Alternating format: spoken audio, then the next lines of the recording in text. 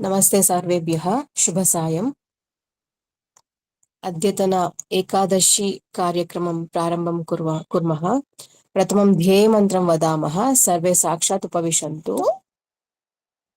पठामि संस्कृतं नित्यं, वदामि संस्कृतं सदा, ध्यायामि संस्कृतं सम्यक्, वन्दे संस्कृतमातरं। संस्कृतस्य प्रसाराय नैजं सर्वं ददाम्यहं, संस्कृतस्य सदा भक्तो वन्दे संस्कृतमातरं। संस्कृतस्य कृते जीवन्, संस्कृतस्य कृते यजन्, आत्मानम् आहुतं मन्ये वन्दे संस्कृतमातरम्। अद्यतन पञ्चाङ्गं श्रावयामि। कलियुगाब्दः षड्विंशत्यधिक एकपञ्चाशत्सहस्र दक्षिणायनं वर्ष ऋतुः क्रोधीनाम संवत्सरः भाद्रपदमासः शुक्लपक्षः एकादशी तिथिः शनिवासरः उत्तराषाढ नक्षत्रं शोभन योगः। सर्वेषां कृते शुभं भूयात्। अद्यतन पारायणं प्रारम्भं कुर्मः।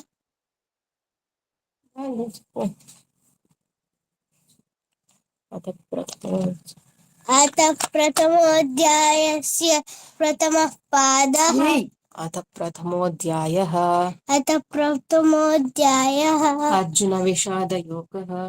अर्जुनविषादयोगः। धृतराष्ट्र उवाच धर्मक्षेत्रे कुरुक्षेत्रे समवेतायुयुत्सवः मामकाः पाण्डवाश्चैव किमकुर्वत संजय। संजयवाच दृष्ट्वा पाण्डवानीकं व्यूढं दुर्योधनस्तदा आचारमुपसंयम्य राजा वचनमब्रवीत्। पश्यैता पाण्डुपुत्राणाम् आचार्यमहतीं च मो व्यूढां द्रुपदपुत्रेण तव शिष्येण धीमता अदृश्यो रामहेश्वासः भीमार्जुनसमायुति युयुधानो विराटश्च त्रिपुतश्च महारथः।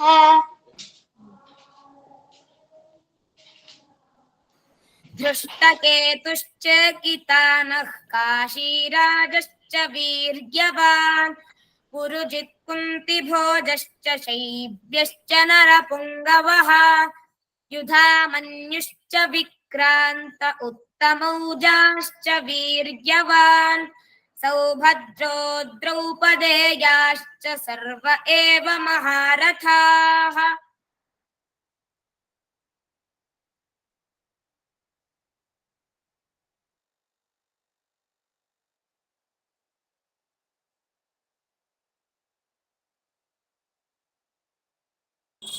अदितिल्वा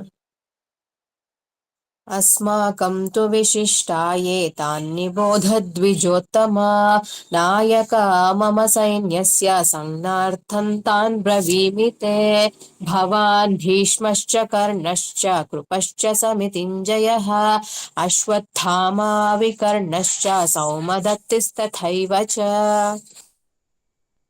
अन्ये च बहवः शूरा मदर्थे त्यक्तजीविताः नानाशास्त्रप्रहरणाः सर्वे युद्धविशारदाः अपर्याप्तं तदस्माकं बलं भीष्माभिरक्षितं पर्याप्तं त्विदमेतेषां बलं भीमाभिरक्षितम्।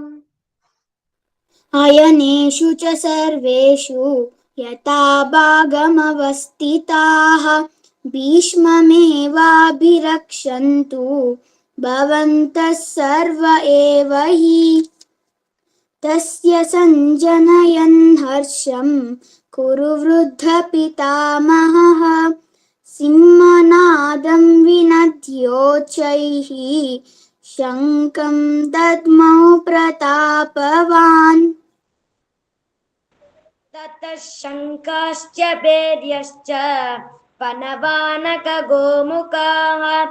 सहसैवाभ्यहन्यन्त सशब्दस्तु मुलोऽभवत् ततः श्वेते नरे युक्ते महति स्यन्दने स्थितौ माधवः पाण्डवश्चैव दिव्यौ शङ्को प्रदध्मतुः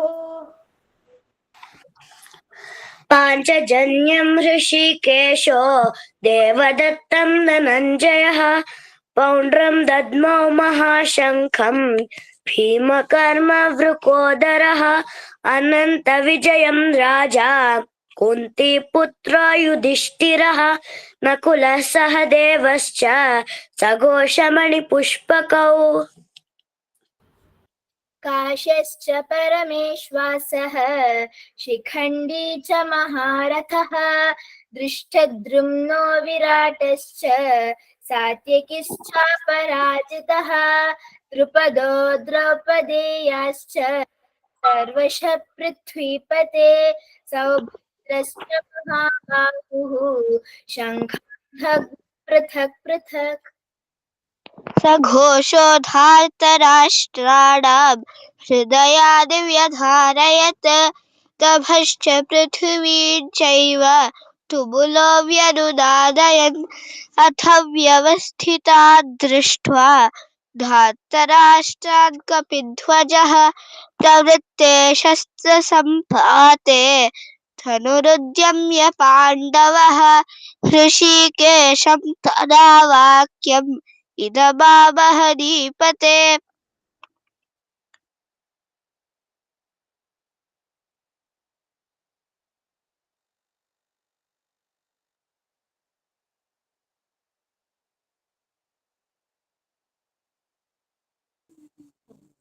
अर्जुन उवाच सेनयोरुभयोर्मध्ये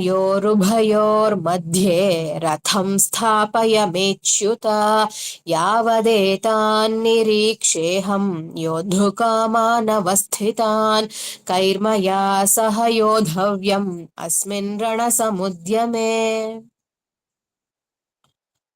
योत्स्यमानानवेक्षेऽहं य एतेऽत्र समागताः धार्तराष्ट्रस्य दुर्बुद्धेः युद्धे प्रियचिकीर्षवः सञ्जय उवाच एवमुक्तो हृषीकेशः गुडाकेशेन भारत सेनयोरुभयोर्मध्ये स्थापयित्वा रथोत्तमम्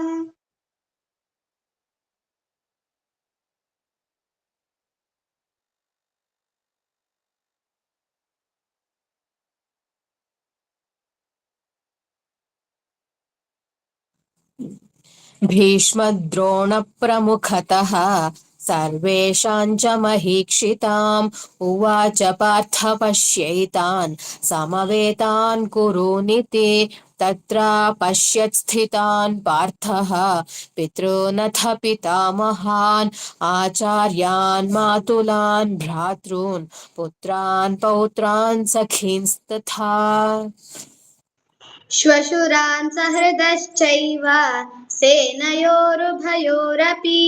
तान् समीक्ष्य स कौन्तेयः सर्वान् बन्धूनवस्थितान् कृपया परयाविष्टो विषीदन्नमिदब्रवीत् अर्जुन उवाच दृष्ट्वेमं स्वजनं कृष्ण युयुत्सं समुपस्थितम् सीदन्ति मम गात्राणि मुखं च परिशुष्यते वेपतुश्च शरीरे मे रोमहर्षश्च जायते गाण्डीवं संसदे हस्तात् त्वक्चैव परिदह्यते न च शक्नोम्यवस्थातुं द्रवतीव च मे मनः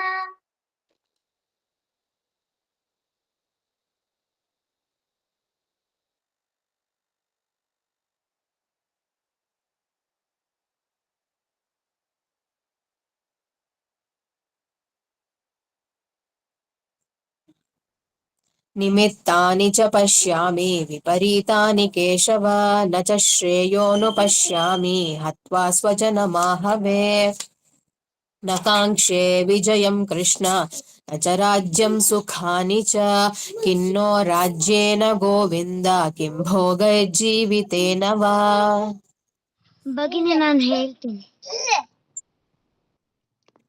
ಯಾರು?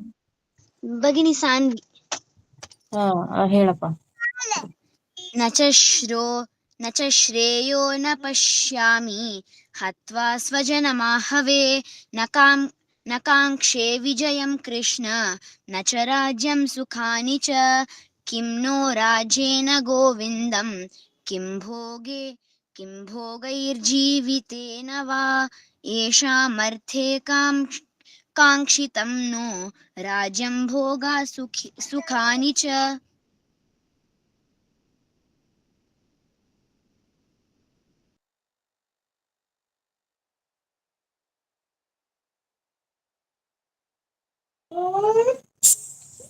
तैमेव स्थिता युद्धे प्राणान् त्यक्त्वा धनानि च आचार्याः पितरः पुत्राः तथैव च पितामहाः मातुलाश्वशुराः पौत्राः शालाः सम्बन्धिनस्तथा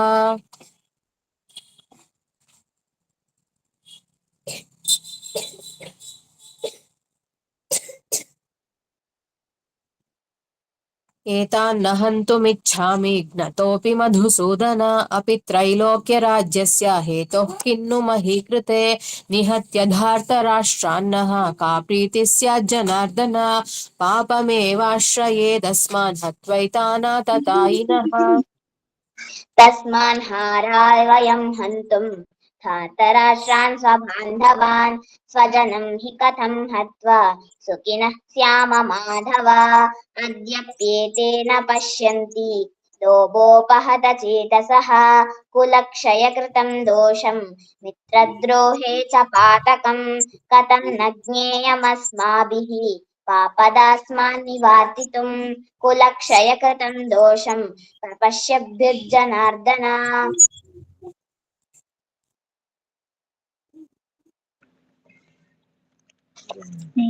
कथं नन्ने मम स्वाभिः पापदस्मान् निवर्तितं कुलक्षयकृतं दोषं प्रपश्यद्भिर्जनार्दन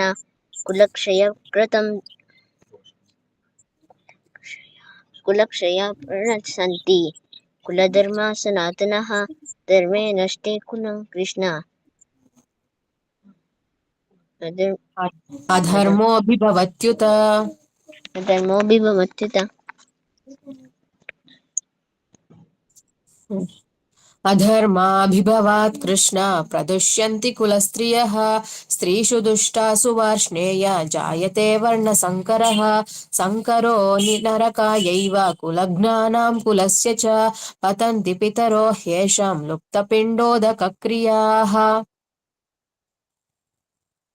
चिन्मयी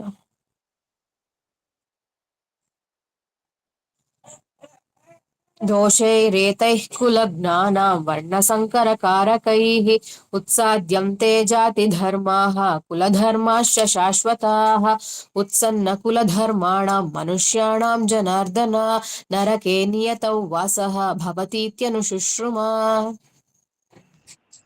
अहो बत महत्पापं कर्तुं व्यवसिता वयं यद्राज्यसुखलोभेन हन्तुं स्वजनमद्यताः यदि मामप्रतीकारम् अशस्त्रं शस्त्रपाणयः धार्तराष्ट्रारणे हन्युः तन्मे क्षेमतरं भवेत् सञ्जय उवाच एवमुक्त्वार्जुनः सङ्ख्ये रथोपस्थ उपाविशत् विसृज्य सशरं चापं शोकसंविघ्नमानसः ॐ तत्सदिति श्रीमद्भगवद्गीतासु उपनिषत्सु ब्रह्मविद्यायां योगशास्त्रे श्रीकृष्णार्जुनसंवादे अर्जुनविषादयोगो नाम प्रथमोऽध्यायः सर्वधर्मान् परित्यज्य मामेकं शरणं व्रज अहं त्वा सर्वपापेभ्यः मोक्षयिष्यामि मा शुचः ಧನ್ಯವಾದ ಸರ್ವೇಭ್ಯಃ ಚೆನ್ನಾಗಿ ಹೇಳಿದ್ರಿ ಎಲ್ಲರೂ. ಇವಾಗ ಒಂದ್ ನಿಮಿಷ, ಯಾರು ಹೋಗ್ಬೇಡಿ, ಒಂದ್ ನಿಮಿಷ. ಇವಾಗ ಮಹೋದಯ, ದಿನೇಶ್ ಮಹೋದಯ ಇದಕ್ ರಿಲೇಟೆಡ್ ಆಗಿ ಅಥವಾ ಏನಾದ್ರೂ ಇನ್ಸ್ಪಿರೇಷನಲ್ ಆಗಿ ಒಂದು ಸ್ಟೋರಿ ಏನಾದ್ರು ಹೇಳ್ತಾರೆ, ಅದನ್ನ ಕೇಳಿಸ್ಕೊಳ್ಳೋಣ. ಹರಿ ಓಂ ಸರ್ವೇಭ್ಯಃ ನಮಸ್ಕಾರಃ. ಇವತ್ತು ಎಲ್ಲರೂ ಮ್ಯೂಟ್ ಮಾಡ್ಕೊಳ್ಳಿ. ಇವತ್ತು ಭಾದ್ರಪದ ಮಾಸದ ಶುಕ್ಲ ಪಕ್ಷದ ಪರಿವರ್ತನಿ ಏಕಾದಶಿ ದಿನದಲ್ಲಿ ನಾವು ಪಾರಾಯಣವನ್ನು ಮಾಡಿದ್ದೀವಿ. ದೇವರಿಗೋಸ್ಕರ ಆ ಪಾರಾಯಣವನ್ನು ಸಮರ್ಪಣೆ ಮಾಡಿದ್ದೀವಿ. ಎಲ್ಲರೂ ಗೊತ್ತಿರೋ ಹಾಗೆ ಒಂದು ತಿಂಗಳಲ್ಲಿ 2 ಏಕಾದಶಿಗಳು ಬರ್ತವೆ ಅಲ್ವಾ? ಎಲ್ಲಾ ಏಕಾದಶಿಗಳು ವಿಷ್ಣುವಿನ ಒಂದು ಅರ್ಪಣೆಗೋಸ್ಕರ ಅಥವಾ ವಿಷ್ಣುವಿನ ಆರಾಧನೆಗೋಸ್ಕರ ಮೀಸಲಿರುವಂತಹ ಏಕಾದಶಿ ಅನ್ನುವಂಥದ್ದು. ಸೊ ಇವತ್ತಿನ ದಿನ ಪರಿವರ್ತನಿ ಏಕಾದಶಿ ಅನ್ನೋದ್ರ ಬಗ್ಗೆ ತಿಳ್ಕೊಳ್ಳೋಣ. ಏನು ಈ ಏಕಾದಶಿ, ಅದರ ಮಹತ್ವ ಏನು ಅದನ್ನ ನಾವು ತಿಳ್ಕೊಳ್ಳೋಣ. ಹೆಸರೇ ಹೇಳೋ ರೀತಿಯ ಪರಿವರ್ತನಿ ಅಂತ ಅಂದ್ರೆ ಚೇಂಜ್ ಅನ್ನುವಂಥದ್ದಲ್ವಾ? ಸೊ ವಿಷ್ಣು ಇವತ್ತಿನ ದಿನ ಅಂದ್ರೆ ಅವನು ಶಯನ ದಲ್ಲಿ ಯಾವಾಗಲೂ ಇರ್ತಾನಲ್ವಾ? ಅಂದ್ರೆ ವಾಸುಕಿಯ ಮೇಲೆ ಅವನು ಶಯನಾಗಿ ಇರುವಂತದ್ದು ಯಾವಾಗ್ಲೂ. ಸೊ ಈ ಏಕಾದಶಿ ಟೈಮಲ್ಲಿ ಅವನು ತನ್ನ ಶಯನದ ಸ್ಥಾನವನ್ನ ಬದಲಾಯಿಸ್ತಾನೆ ಅಂತ ಶಾಸ್ತ್ರ ಹೇಳುತ್ತೆ. ಅಂದ್ರೆ ಅವನು ಏನು ಪೋಸ್ಚರ್ ಮಲಗಿರ್ತಾನಲ್ಲ, ಆ ಒಂದು ಶಯನದ ಒಂದು ಪೋಸ್ಚರ್ನ ಅಥವಾ ಶಯನದ ಒಂದು ಸ್ಥಾನವನ್ನ ಬದಲಾಯಿಸೋದಕ್ಕೆ ಪರಿವರ್ತನಿ ಏಕಾದಶಿ ಅಂತಾನೂ ಕೂಡ ಕರೀತಾರೆ.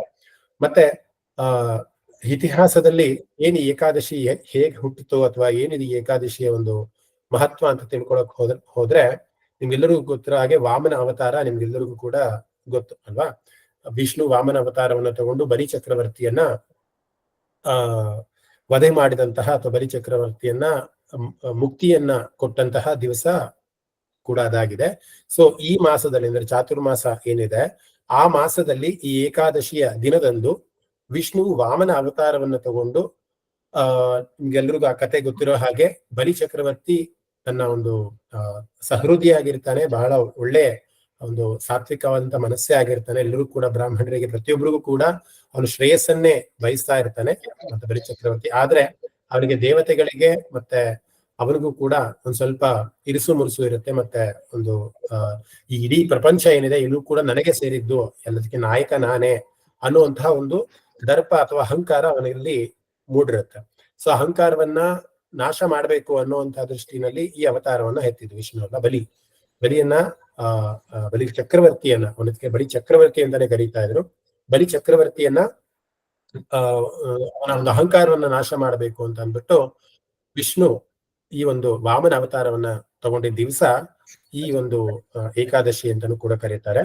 ಅದಕ್ಕೆ ಪಾರ್ಶ್ವ ಏಕಾದಶಿ ಅಂತಾನೂ ಕೂಡ ಇನ್ನೊಂದು ನಾಮ ಇದೆ. ಅದಕ್ಕೆ 3 ಹೆಜ್ಜೆಗಳನ್ನ ಅಲ್ಲಿ ವಾಮನ ಬಂದು ಕೇಳ್ತಾನೆ ಬಲಿಚಕ್ರನಿಗೆ, 3 ಹೆಜ್ಜೆಗಳನ್ನ ಕೊಡು, ನನ್ನ ಒಂದು ಬಡ ಬ್ರಾಹ್ಮಣ ಇದೀನಿ ನಾನು ಅಂತ ಕೇಳ್ಕೊಂಡಾಗ, ಇಡೀ ಪ್ರಪಂಚ ಅಥವಾ ಇಡೀ ಭೂಮಂಡಲನೇ ನಾನು ಚಕ್ರವರ್ತಿ ಆಗಿದ್ದೀನಿ, ನಿನಗೆ 3 ಹೆಜ್ಜೆಗಳನ್ನ ಕೊಡೋಕೆ ಖಂಡಿತ ಆಗತ್ತೆ, ತಗೋ ಅಂತ ಹೇಳಿದಾಗ ನಿಮ್ಗೆಲ್ಲರೂ ಗೊತ್ತಿರೋ ಹಾಗೆ ಒಂದು ಹೆಜ್ಜೆನಲ್ಲಿ ಇಡೀ ಪೃಥ್ವಿಯನ್ನ, ಇನ್ನೊಂದು ಹೆಜ್ಜೆನಲ್ಲಿ ಇಡೀ ಆಕಾಶವನ್ನ ಅವನು ವ್ಯಾಪಿಸ್ಕೊಂತಾನೆ. ಅವಾಗ ಬಲಿಚಕ್ರವರ್ತಿಗೆ ಜ್ಞಾನೋದಯ ಆಗತ್ತೆ. ಇದು ನಾನು ಅನ್ನೋದು ಅಲ್ಲ, ಇದು ಈ ಪ್ರಪಂಚ ಅನ್ನೋದು ಇದು ವಿಷ್ಣುವಿನ ಒಂದು ಆಧಾರದಲ್ಲಿ ಇರುವಂತದ್ದು. ಅವನೇ ಎಲ್ಲದಕ್ಕೂ ಸೃಷ್ಟಿಕರ್ತ, ಲಯಕರ್ತ, ಪ್ರತಿಯೊಂದು ಅವನೇ ಆಗಿದ್ದಾನೆ, ನನ್ನದು ಅನ್ನೋದೇನು ಇಲ್ಲ ಅನ್ನೋಂತ ಒಂದು ಜ್ಞಾನೋದಯ ಅವನಿಗಾಗತ್ತೆ. ಕಡೆಗೆ 3ನೇ ಹೆಜ್ಜೆನ ಎಲ್ಲಿ ಇಡ್ಲಿ ಅಂತ ಕೇಳ್ಕೊಂಡಾಗ, ದಯಮಾಡಿ ನಿಮ್ಮ 3ನೇ ಹೆಜ್ಜೆನ ನನ್ನ ತಲೆಯ ಮೇಲೆ ಇಟ್ಟು ನನಗೆ ಮುಕ್ತಿಯನ್ನ ಕರುಣಿಸುವಂತ ಬಲಿಚಕ್ರವರ್ತಿ ಕೇಳ್ಕೊಂಡಾಗ ಆ 3ನೇ ಹೆಜ್ಜೆಯನ್ನ ವಾಮನರು ಬಲಿ ಚಕ್ರವರ್ತಿಯ ತಲೆ ಮೇಲೆ ಇಡ್ತಾರೆ. ಅವನು ಪಾತಾಳಕ್ಕೆ ಹೋಗಿ ಇದಾಗ್ತಾನೆ ಮತ್ತೆ ಮುಕ್ತಿಯನ್ನ ಹೊಂದುತ್ತಾನೆ. ಸೊ ಈ ಒಂದು ಘಟನೆ ಏನ್ ನಡೀತಲ್ಲ, ಆ ಘಟನೆ ನಡೆದಿರುವಂತದ್ದು ಕೂಡ ಪರಿವರ್ತನಿ ಏಕಾದಶಿ. ಅಂದ್ರೆ ಬಲಿಯ ಒಂದು ಮನಸ್ಸು ಕೂಡ ಪರಿವರ್ತನೆ ಆಯ್ತು. ಸಾತ್ವಿಕತೆ ಅಥವಾ ರಾಜಸ ಮನಸ್ಥಿತಿಯಿಂದ ಅವನು ಸಾತ್ವಿಕ ಮನಸ್ಸಿಗೆ ಅವನ ಮನಸ್ಸು ಪರಿವರ್ತನೆ ಆಯಿತು ಅನ್ನೋದಕ್ಕೆ ಪರಿವರ್ತನಿ ಏಕಾದಶಿ ಅಂತಾನೂ ಕೂಡ ಕರೀತಾರೆ. ಸೊ ಪ್ರತಿಯೊಂದು ಏಕಾದಶಿಗೂ ಕೂಡ ಅದರದೇ ಆದಂತಹ ಮಹತ್ವ ಇರುತ್ತೆ, ಅದರದೇ ಆದಂತಹ ಪುರಾಣದ ಒಂದು ಕಥೆ ಇರುತ್ತೆ. ಅದನ್ನ ನಾವೆಲ್ಲೂ ಅರ್ಥೈಸ್ಕೊಂಡು ಈ ಏಕಾದಶಿನ ಆಚರಣೆ ಮಾಡಿದ್ರೆ ಅಥವಾ ಪಾರಾಯಣವನ್ನು ಮಾಡಿದ್ರೆ ನಮಗೆ ಇನ್ನೂ ಹೆಚ್ಚಿನ ರೀತಿಯಲ್ಲಿ ಆ ಒಂದು ಆಚರಣೆಗೆ ಇನ್ನು ಸ್ಫೂರ್ತಿ ಸಿಗತ್ತೆ ಅಥವಾ ಇನ್ನು ಮೋಟಿವೇಟ್ ಆಗುತ್ತೆ ಅನ್ನೋದ್ರಲ್ಲಿ ಯಾವುದೇ ರೀತಿಯ ಒಂದು ಸಂಶಯ ಇಲ್ಲ.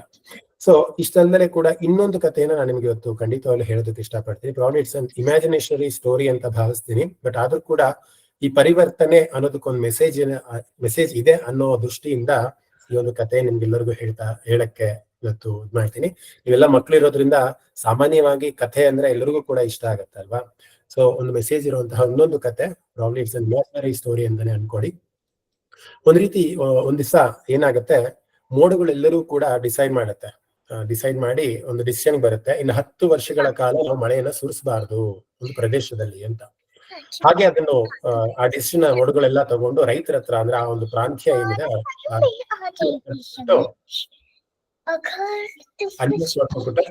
Kiran S Gayatri please be in mute.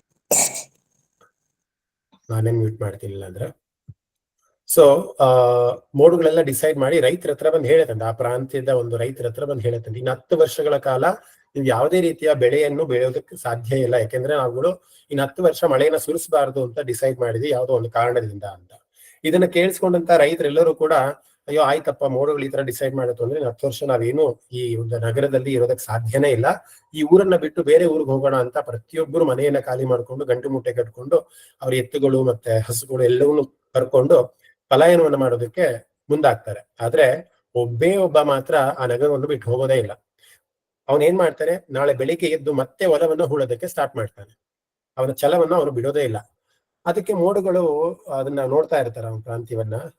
ಅಲ್ಲಿ ಎಲ್ಲರೂ ಹೋಗಿದ್ದಾರೆ ಊರ್ ಬಿಟ್ಟು, ಆದ್ರೆ ಒಬ್ಬ ಮಾತ್ರ ಇದನ್ನಲ್ಲ ಅನ್ನೋ ಬಂದ್ಬಿಟ್ಟು ಮತ್ತೆ ಮೋಡಗಳು ಆ ರೈತರನ್ನ ಪ್ರಶ್ನೆ ಮಾಡ್ತಾರಂತೆ. ಅಲ್ಲಪ್ಪ, ನಾನು ಆಲ್ರೆಡಿ ನಿಂಗೆ ಹೇಳಿದೆ ಅಲ್ವಾ, 10 ವರ್ಷಗಳ ಕಾಲ ನಿಮ್ಗೆ ಯಾವುದೇ ರೀತಿಯ ಮಳೆ ಆಗೋದಿಲ್ಲ, ಮಳೆ ಆಗೋಲ್ಲ ಅಂತಂದ್ರೆ ಬೆಳೆ ಕೂಡ ಆಗೋದಿಲ್ಲ, ಬೆಳೆ ಆಗೋಲ್ಲ ಅಂತಂದ್ರೆ ನಿಂಗೆ ದವಸ ಧಾನ್ಯಗಳು ಕೂಡ ನೀನ್ ಬರೋದಿಲ್ಲ, ನೀನ್ ಸಂಸಾರವನ್ನ ಮಾಡೋದಕ್ಕೆ ಖಂಡಿತ ಆಗೋದೇ ಇಲ್ಲ, ಯಾಕೆ ನೀನು ಇಲ್ಲೇ ಇದೆಯಾ ಅಂತ ಪ್ರಶ್ನೆ ಮಾಡ್ತಾರೆ. ಅದಕ್ಕೆ ಆ ರೈತ ಹೇಳ್ತಾನೆ, 10 ವರ್ಷಗಳ ಕಾಲ ನಾನಿನ್ನ ಉಳುಮೆಯನ್ನ ಮಾಡದೆ ಇದ್ದಲ್ಲಿ ನಾನು ಏನ್ ಬೇಸಾಯ ಮಾಡ್ಬೇಕು ಅಂತ ಕಲೆ ಇದೆಯಲ್ಲ, ಒಂದು ಆರ್ಟ್ ಇದೆಯಲ್ಲ, ಅದನ್ನ ಮರೆತೇ ಹೋಗ್ತೀನಿ 10 ವರ್ಷಕ್ಕೆ. ಅದನ್ನ ಮರಿಬಾರದು ಅಂತ ಅಂದ್ಬಿಟ್ಟು ನಾನು ನಿರಂತರವಾಗಿ ಹೂಳುವಂತಹ ಅಥವಾ ಉಳುಮೆ ಮಾಡುವಂತಹ ಪ್ರಯತ್ನ ಮಾಡ್ತಾನೆ ಇದ್ದೀನಿ ಅಂತ ಆ ಮೋಡಗಳಿಗೆ ಹೇಳ್ತಂತೆ. ಅವಾಗ ಆ ಮೋಡಗಳು ಕೂಡ ಯೋಚನೆ ಮಾಡ್ತಂತೆ, ಅಯ್ಯೋ ಇವ್ನು ಹೇಳ್ತಾರೋ ನಿಜ ಅಲ್ವಾ, 10 ವರ್ಷ ಗ್ಯಾಪ್ ಅಲ್ಲಿ ನಾವೇನೋ ಕಲ್ತಿರೋಂತಹ ಕಲೆನ ನಾವು ಕಾರ್ಯರೂಪದಲ್ಲಿ ಮಾಡ್ಲಿಲ್ಲ ಅಂತ ಅಂದ್ರೆ ನಾವೇನ್ ಕಲ್ತಿರ್ತೀವಿ ಅದನ್ನ ಮರ್ತ್ ಹೋಗ್ತೀವಲ್ವಾ. ಅದೇ ರೀತಿ ನಾವು 10 ವರ್ಷ ಮಳೆ ಸುರಿಸದೇ ಇದ್ರೆ ಮಳೆಯನ್ನ ಹೇಗೆ ಸುರಿಸೋದು ಅನ್ನೋದನ್ನು ಕೂಡ ನಾವು ಮರ್ತ್ ಹೋಗ್ತೀವಲ್ವಾ ಅನ್ನುವಂತ ಜ್ಞಾನೋದಯ ಮೋಡಕ್ಕಾಗತ್ತಂತೆ. ಅವಾಗ ಅವತ್ತು ನಾಳೆಯಿಂದಾನೇ ಮಳೆಯನ್ನ ಸುರಿಸೋದಕ್ಕೆ ಪ್ರಾರಂಭ ಮಾಡತ್ತಂತೆ. ಪ್ರಾರಂಭ ಮಾಡಿ ಅಲ್ಲಿದ್ದ ಒಬ್ಬ ರೈತ ಸುಭಿಕ್ಷವಾಗಿ ಮಳೆಯನ್ನ ಪಡ್ಕೊಂಡು ಬೆಳೆಯನ್ನ ತೆಗಿತಾನಂತೆ. ಇದೊಂದು ಇಮ್ಯಾಜಿನರಿ ಸ್ಟೋರಿ ಆದ್ರೂ ಆಗಿರ್ಬೋದು, ಆದ್ರೆ ಇದನ್ನ ತಿಳ್ಕೊಳ್ಳುವಂತ ಮೆಸೇಜ್ ಏನಪ್ಪಾ ಅಂತಂದ್ರೆ, ಒಂದು ಕಮಿಟ್ಮೆಂಟ್ ಅನ್ನೋಂಥದ್ದು ಏನಿದೆ, ಅದೇನೇ ಆಗ್ಲಿ ನಾನು ಕಲ್ತಿರೋದನ್ನ ಮತ್ತೆ ಪುನರಾವರ್ತನೆಯನ್ನ ಮಾಡ್ತೀನಿ, ಮತ್ತೆ ಅದನ್ನ ಪ್ರಯತ್ನ ಮಾಡ್ತೀನಿ, ಅದನ್ನ ಒಂದು ಆ ಕಲೆಯನ್ನ ನಾನು ಬಿಡೋದಿಲ್ಲ ಅನ್ನುವಂತಹ ಒಂದು ಮನಸ್ಥಿತಿ ಪ್ರತಿಯೊಬ್ಬರಲ್ಲೂ ಇರಬೇಕು ಅಂತ. ಅಯ್ಯೋ ಆಗೋಯ್ತಪ್ಪ ನನ್ನ ಜೀವನ ಇಷ್ಟಕ್ಕೆ, ಮೋಡಗಳು ಹೇಳ್ಬಿಟ್ಟು ಮಳೆ ಸುರಿಲ್ಲ ಅಂದ ತಕ್ಷಣ ಆಗೋಯ್ತು ಅಂದ್ಬಿಟ್ಟು we should not give up ಅನ್ನುವಂಥದ್ದು. ಸುಮಾರು ಜನ ಹೇಳ್ತಾರಲ್ವಾ, ಅಯ್ಯೋ ಇದು ನನ್ನ ಹಣೆ ಬರಹ ಇದ್ದಂಗೆ ಆಗತ್ತೆ ಅಂತ. ಆದ್ರೆ ಎಫರ್ಟ್ಸ್ ಅನ್ನ ಹಾಕದೆ ಜೀವನದಲ್ಲಿ ಕಷ್ಟವನ್ನ ಪಟ್ರೆ, ಆಕ್ಚುಲಿ ಒಂದು ಫೇಮಸ್ ಬುಕ್ ಅಲ್ಲಿ ಒಂದು ತುಂಬಾ ಒಂದು ಒಳ್ಳೆ ಸೆಂಟೆನ್ಸ್ ಇದೆ. ಏನಂತಾರೆ ಅಂದ್ರೆ, ಜೀವನದಲ್ಲಿ ನಾವು ಹೆಂಗೆ ಕಷ್ಟ ಪಡಬೇಕು ಅಂತ ಅಂದ್ರೆ, ನಮ್ಮ ಹಣೆಯಿಂದ ಬೆವರು ಬರುತ್ತಲ್ಲ, ಆ ಬೆವರು ನಮ್ಮ ಹಣೆ ಬರನ ಚೇಂಜ್ ಮಾಡ್ಕೊಂಡು ಕೆಳಗಡೆ ಇಳಿಬೇಕಂತೆ. ಆ ರೀತಿ ನಮ್ಮ ಎಫರ್ಟ್ಸ್ ಇರಬೇಕು ಅಂತ. ನಮ್ಮ ಹಣೆ ಬರ ಏನಿದೆ ಅದಕ್ಕೆ ನಾವು ಸ್ಟಿಕ್ ಆನ್ ಆಗದ್ರೆ, ನಮ್ಮ ಶ್ರಮ ಏನಿದೆ, ಶ್ರಮ ಪಟ್ಟು ಕಷ್ಟಪಟ್ಟು ನಾವು ಹೆಂಗೆ ದುಡಿಬೇಕು ಅಥವಾ ಯಾವ ರೀತಿ ಬೆವರನ್ನ ಸುರಿಸಿ ಹಣೆ ಬರನ ಚೇಂಜ್ ಮಾಡ್ಬೇಕು ಅಂತ ಅಂದ್ರೆ, ಹಣೆ ಬರಹ ಬೆವರಿನ ಹನಿಯಿಂದ ಚೇಂಜ್ ಆಗ್ಬೇಕಂತೆ. ಆ ರೀತಿ ನಮ್ಮ ಎಫರ್ಟ್ಸ್ ಇರಬೇಕು ಅನ್ನೋಂಥದ್ದು ಒಂದು ಬುಕ್ಕಲ್ಲಿ ಬರೆದಿರುವಂತಹ ಒಂದು ಒಳ್ಳೆ ಸೆಂಟೆನ್ಸ್. ಸೊ ಈ ರೀತಿಯಾಗಿ ನಾವು ಏನೇ ಒಂದು ಭಗವದ್ಗೀತೆ ಇರ್ಬೋದು, ಅಥವಾ ಏನೋ ಒಂದು ಅಕಾಡೆಮಿಕ್ ಇರ್ಬೋದು, ಅಥವಾ ಒಂದು ಕಲೆ ಇರ್ಬೋದು, ಡ್ರಾಯಿಂಗ್ ಇರ್ಬೋದು, ಡ್ಯಾನ್ಸ್ ಇರ್ಬೋದು, ಮ್ಯೂಸಿಕ್ ಇರ್ಬೋದು, ಪ್ರತಿಯೊಂದಕ್ಕೂ ಅಯ್ಯೋ ನನ್ಗೆಲ್ಲ ಆಗಲ್ಲಪ್ಪ, ಅಯ್ಯೋ ನನ್ಗೆ ಫುಲ್ಲು ಟೈಡ್ ಅಪ್ ಆಗಿದ್ದೀನಿ, ನನ್ಗೆಲ್ಲ ಆಗಲ್ಲ ಅಂತ ಬಿಡದಲೆ ಕಲ್ತಿರೋ ವಿದ್ಯೆನಲ್ಲಿ ಪುನರಾವರ್ತನೆಯನ್ನ ಮಾಡ್ಕೊಂಡು ಮತ್ತೆ ಶ್ರವಣ ಮನನ ನಿಧ್ಯಾಸನ ಇವೆಲ್ಲವನ್ನೂ ಕೂಡ ಮಾಡ್ಕೊಂಡು ಸತತವಾಗಿ ಪ್ರಯತ್ನ ಮಾಡ್ತಿದ್ರೆ ಖಂಡಿತ ಅದರ ಒಂದು ಫಲ ನಮ್ಗೆ ಸಿಗುತ್ತೆ ಅನ್ನೋದ್ರಲ್ಲಿ ಯಾವುದೇ ಡೌಟ್ ಇಲ್ಲ. ಯಾಕೆ ಈ ಕಥೆನ ನಮ್ಗೆ ಹೇಳಿದೆ ಅಂದ್ರೆ, ಪರಿವರ್ತನಿ ಏಕಾದಶಿ ಇವತ್ತು ನಮ್ಮ ಮನಸ್ಸಿನಲ್ಲಿ ಅಥವಾ ನಮ್ಮ ಜೀವನದಲ್ಲಿ ಏನಾದ್ರು ಪರಿವರ್ತನೆ ಮಾಡ್ಕೊಬೇಕು ಅಂತ ಅಂದ್ರೆ ಅದು ನಮ್ಮಲ್ಲೇ ಇದೆ ಅನ್ನೋದಕ್ಕೆ ಈ ಕಥೆ ತುಂಬಾ ಸ್ಫೂರ್ತಿ ಆಗತ್ತೆ ಅಂತ ಈ ಕಥೆನ ನಮ್ಗೆ ಹೇಳಿದೆ. ಎಲ್ಲರೂ ಕೂಡ ನಿಮ್ಮ ಲೈಫ್ ಅಲ್ಲಿ ನೆಗೆಟಿವ್ ಇಂದ ಪಾಸಿಟಿವ್ಗೆ ಪರಿವರ್ತನೆ ಆಗಿ, ಪಾಸಿಟಿವ್ ಇಂದ ಸೂಪರ್ ಪಾಸಿಟಿವ್ಗೆ ಪರಿವರ್ತನೆ ಆಗಿ, ಲೈಫ್ ಅಲ್ಲಿ ಚೇಂಜ್ ನ ಬೆಳೆಸ್ಕೊಳ್ಳಿ, ಟೈಮ್ ಟೇಬಲ್ ನ ಹಾಕೊಳ್ಳಿ, ಸ್ಕೆಡ್ಯೂಲ್ ಆಗಿ ಇಟ್ಕೊಂಡು ಶಿಸ್ತಿನಿಂದ ನಿಮ್ಮ ಜೀವನದಲ್ಲಿ ನಿಮ್ಮ ಲೈಫ್ ಅನ್ನ ಸುಖವಾಗಿ ನಡೆಸ್ಕೊಂಡು ಹೋಗೋದಕ್ಕೆ ಒಂದು ಶಿಸ್ತಿನ ಲೈಫ್ ಅನ್ನ ನೀವೆಲ್ಲರೂ ಕೂಡ ಪಡ್ಕೊಳ್ಳಿ ಅನ್ನೋದು ಈ ಒಂದು ಏಕಾದಶಿಯ ನನ್ನ ಒಂದು ಪ್ರಾರ್ಥನೆ ಆಗಿರುತ್ತೆ. ಧನ್ಯವಾದ. ಧನ್ಯವಾದ ಮಹೋದಯ. ಸೊ ಇಷ್ಟ ಆಯ್ತಾ ಸ್ಟೋರೀಸು?